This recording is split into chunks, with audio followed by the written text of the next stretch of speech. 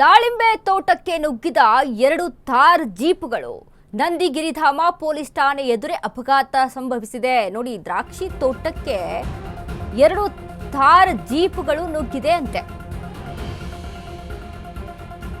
ನಂದಿಗಿರಿಧಾಮ police ಠಾಣೆ ಎದುರು ಅಪಘಾತ. ಟೈರ್ ಸಿಡಿದು ನಿಯಂತ್ರಣ ತಪ್ಪಿದ ಥಾರ್ ಜೀಪ್ ಅತಿ ವೇಗದ ಚಾಲನೆಯಿಂದ ಮುಂದಿನ ಜೀಪ್ಗೆ ಡಿಕ್ಕಿಯಾಗಿದೆ.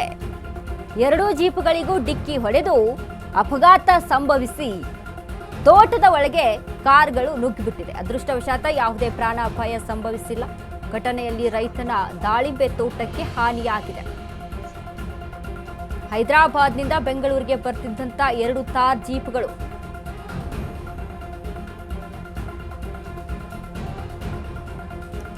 ನೋಡಿ, ಹೈದರಾಬಾದ್ನಿಂದ ಬೆಂಗಳೂರಿಗೆ ಬರ್ತಾ ಇದ್ದಂತ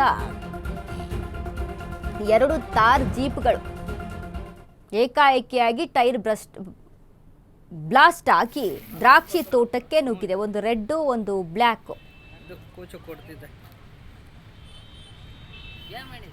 ಗಮನಿಸ್ತಾ ಇದೀವಿ ನಾವು ಯಾವ ರೀತಿಯಾಗಿ ಅಪಘಾತ ಸಂಭವಿಸಿದ. ಇದೀಗ ನೋಡಿ, ಬೇಸಿಗೆ ಸಮಯ ಆಗಿರೋದ್ರಿಂದ ಹೆವಿ ಡ್ರೈವಿಂಗ್ ಆದಾಗ, ಹೆವಿ ಟ್ರಾವೆಲ್ ಆದಾಗ, ಜರ್ನಿ ಜಾಸ್ತಿ ಆದಂಥ ಸಂದರ್ಭದಲ್ಲಿ ಈ ರೀತಿಯಾಗಿ ವಾಹನಗಳು ಆಗ್ತಾ ಇರುತ್ತೆ. ಅಂದರೆ ಟೈರ್ ಬ್ಲಾಸ್ಟ್ ಆಗುವಂಥದ್ದು, ಇಂಜಿನ್ ಹೀಟ್ ಆಗಿ ಒಂದಿಷ್ಟು ಸಮಸ್ಯೆಗಳಾಗುವಂಥದ್ದು, ಅಥವಾ ರೋಡ್ ಮೇಲೆ ಸಾಕಷ್ಟು ಬಿಸಿಲಿನ ತಾಪ ಇರೋದ್ರಿಂದ ಈ ರೀತಿಯಾದ ಸಮಸ್ಯೆಗಳು ಹೆಚ್ಚಾಗಿ ಆಗ್ತಾ ಇರುತ್ತೆ.